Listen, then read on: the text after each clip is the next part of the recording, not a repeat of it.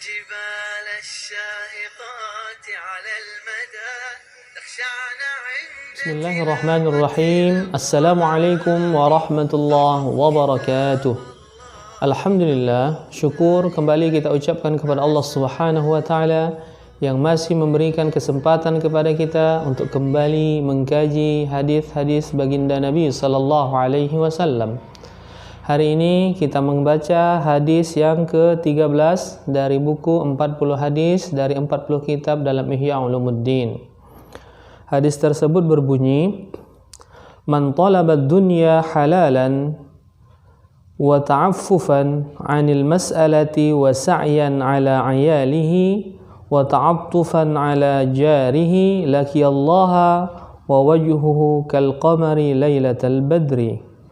Siapa yang mencari dunia dengan halal, menjaga diri dari meminta-minta, berusaha untuk keluarganya dan kasih sayang kepada tetangganya, maka ia bertemu Allah sedang wajahnya seperti bulan purnama. Hadis ini disebutkan oleh Hujjatul Islam Imam Al-Ghazali di dalam kitabnya Ihya Ulumuddin, kitab yang ke-13 tentang berusaha, adab berusaha atau adab mencari nafkah.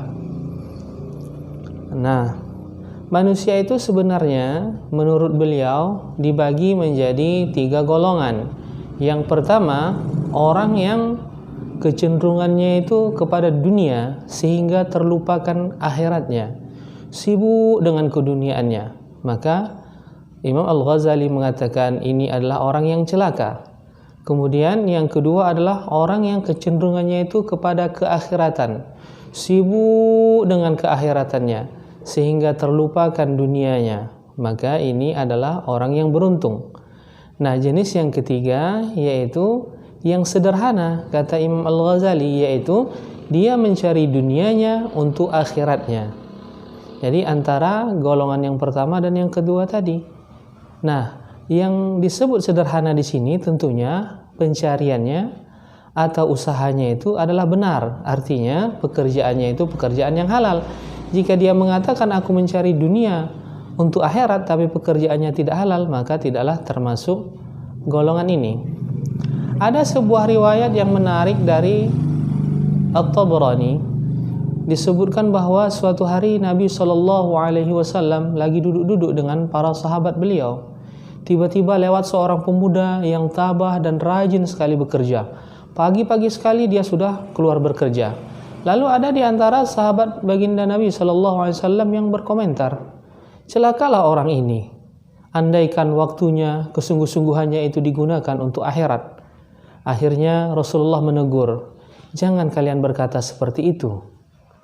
Karena jika ia mencari dunianya, berpagi-pagi dia bekerja untuk dirinya dan agar dia tidak meminta-minta, maka ia berada di jalan Allah. Dan jika ia bekerja dengan rajin untuk menafkahi keluarganya atau ada orang tuanya yang ditanggungnya, maka dia juga di jalan Allah. Jika ia bekerja untuk memperbanyak harta kekayaan dan berbangga-bangga dari manusia, maka ia di jalan syaitan. Artinya sebagai umat muslim kita tidak boleh malas, mestilah kita bekerja. Karena di dalam riwayat lain At-Tabrani juga ada meriwayatkan sesungguhnya Allah mencintai orang yang suka bekerja. Imam Ahmad dari Abu Hurairah juga ada menyatakan sehalal-halal apa yang dimakan oleh seorang hamba adalah orang yang berbuat atau bekerja dari hasil tangannya. Artinya jangan sampai kita meminta-minta. Nah, sekarang ini ada pula trennya meminta itu menjadi profesi. Seandainya kita tidak bisa bekerja, tidak ada lowongan dan sebagainya, dan yang memastikan kita mesti meminta-minta, nah jalan di syariat ada penjelasannya. Meminta ketika itu untuk makan dia satu hari, itulah yang diperbolehkan kalau memang tidak ada jalan lain dan dia mesti meminta-minta. Ingat, apa yang perlu kita ingat? Tidak ada jalan lain. Nah, jalannya mesti meminta-minta, dan meminta-mintanya hanya untuk kebutuhan dia di hari itu. Tidak boleh dia meminta-minta untuk memperkaya diri, apalagi menjadi profesinya. Nah, Semoga hal yang ringkas ini dapat menambahkan wawasan bagi kita dan semangat untuk bekerja, karena bekerja untuk keakhiratan kita itu adalah jalan Allah, di jalan Allah.